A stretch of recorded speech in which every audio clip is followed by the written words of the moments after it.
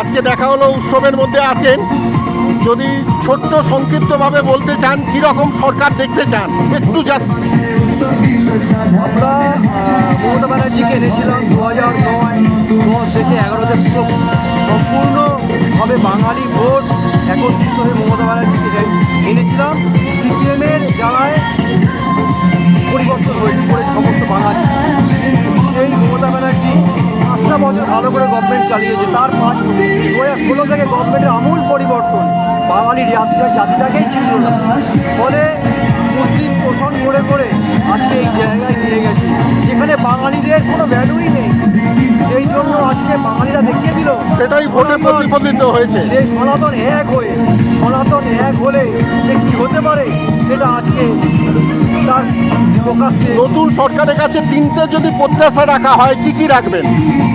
সবার আগে মহিলা আমাদের যে মা বোন আছে তাদের সিকিউরিটি, যেটা মমতা ব্যানার্জি বলেছিল 8টার পরে মেয়েরা বেরোতে পারবে না, সেই সিকিউরিটি, শিক্ষা, স্বাস্থ্য। আপনার নামটা? আমার নাম বিকাশ এবং কাকে মুখ্যমন্ত্রী দেখতে চান?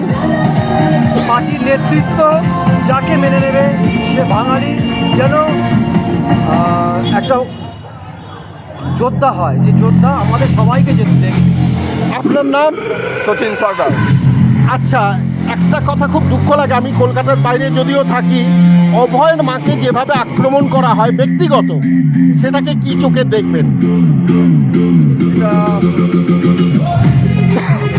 এদের মানে সমাজে আমাদের নানা রকম কীটপতঙ্গ থাকে। এই যে টিএমসি সরকারটা একটা নোংরা কীটপতঙ্গর মতো, যারা একটা বাড়ির ডাক্তার, সেই ডাক্তার যেখানে সরকারি হসপিটালে থাকা অবস্থায় সেখানে তাকে নিষিদ্ধ করে, অপমানিত করে, তারপরে তাকে তার রেপ করে তাকে মারা হয় এবং তার কোনো সাজা হয় না। সেটা আশা করা যায় বিচার এবার পাওয়া যাবে। অবশ্যই আমাদের সরকার যখন বিজেপি সরকার এসছে তার সাজা অবশ্যই হবে। আর দুজনকেই একসাথে প্রশ্ন, পার্টির কর্মীদের যদি কিছু বলতে চান বলতে পারেন। আমাদের পার্টির কর্মীরা অনেক সংযত, আচরণ যেন সভ্য হয়, তার মধ্যেই আমরা বিজয় উৎসব করব সবাইকে সঙ্গে নিয়ে। এবং আশা করি সবার পরিচয় বাঙালি না, আমরা ভারতীয়, এটাই পরিচয়, ভারতীয় সনাতন। কারণ আমি নিজে ব্যক্তিগত বাইরে থাকি, আমার খুব অসুবিধে হয়ে যায় বাঙালি কথা শুনে, কিন্তু আমাদের প্রথম পরিচয় হওয়া উচিত আমরা ভারতীয়। আমরা হিন্দু সনাতন সবাই আমরা নিশ্চয়ই।